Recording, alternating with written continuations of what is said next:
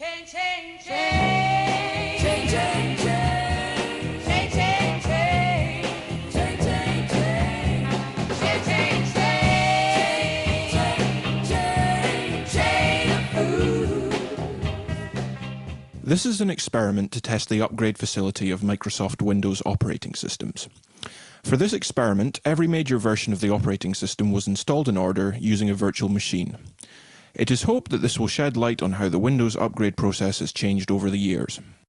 VMware was chosen as the virtual machine due to its excellent video recording, snapshots, and legacy Windows support compared to the alternatives. First, MS-DOS 5 was installed, as early versions of Windows required it. Installation was surprisingly easy for an operating system of this age. It even partitioned and formatted the hard drive. Note the grey on blue colour scheme with a status bar at the bottom. This set a trend that continues to this day. MS-DOS 5.0 by default booted to a simple file manager called DOS Shell. This is similar to Windows 1.0 and 2.0 in many ways, and supported mouse control, but was not capable of multitasking and cannot really be considered a relative of Windows. Before Windows installation began, some MS-DOS applications were installed, namely Monkey Island and Doom 2. These were very popular games at the time, and will test Windows' ability to cooperate with older programs. Once Monkey Island was verified working and a suitable number of imps had been dispatched, the Windows installation program was launched. The installation for Windows 1.0 isn't quite as pretty as MS-DOS 5 as it is a few years older, but it is by no means difficult to use. No pointing device was selected, as only serial mice are supported and VMware doesn't emulate one. Windows also predates VGA, so EGA graphics were selected. Notice the ASCII art rendering of a floppy drive. Once installed, it started up perfectly and the applications all worked. There aren't really any settings to modify other than win.ini, so after playing with Windows Right for a while and reminiscing about Steve Ballmer, it was on to Windows 2.0. Windows 2.0 asks a few extra questions, but apart from that, the installation looks very similar. Since it supports PS2 mice, that option was selected. The upgrade procedure doesn't make any attempt to keep any settings, and merely keeps a backup of win.ini so that settings can be ported across manually. On first glance, Windows 2.0 looks like 1.0 with a more conservative colour scheme. Windows Right has a few extra features, and there's a control panel to modify the settings in win.ini and install fonts and printers. From this control panel, a distinctive colour scheme was selected: a pink desktop background, red window title bar, and yellow menu bar. Finally, Doom 2 and Monkey Island were tested for their ability to launch from Windows. Both games launched with no problems. The Windows 3.0 installation procedure is clearly based on earlier versions, but has adopted the blue and grey colour scheme mentioned earlier. Once the basic setup files have been copied, it launches into a Windows environment to do the actual installing, which encouragingly has the same red title bar scheme as set in Windows 2.0. It does a search for applications already on the hard drive, but does not find any of the DOS applications. Once booted, Windows 3.0 still has the background, title bar and menu colours set. Program Manager has the same blue workspace as Windows 2.0, but this was a default setting.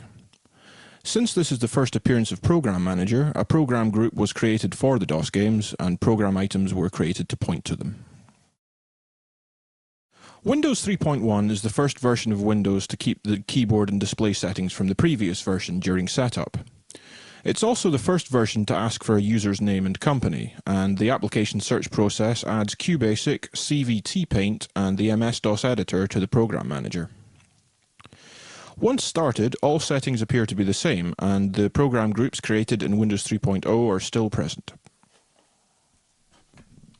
Once the MS-CDEX CD drivers had been installed, the Windows 95 CD was launched from Windows 3.1 and took about 30 minutes from start to finish. The setup procedure was very well polished compared to previous versions, and clearly intended for novices to be able to perform. Once booted, Windows 95 still had the same pink background and red title bars, but the menu bars had reverted to the default grey. This is likely due to right-click menus being introduced in Windows 95, which share the colour setting with the menu bars. The previous Program Manager groups had been turned into Start menu folders, and Doom 2 and Monkey Island still worked. Interestingly, DOS Shell also still worked, and it wasn't even included with Windows 95. An upgrade version of Windows 98 could not be obtained, so the standard version was installed by renaming key system files and starting the install procedure from DOS. This still performs the upgrade process and keeps all settings in Start menu groups, but does not provide a way to uninstall Windows 98 as no system files are backed up.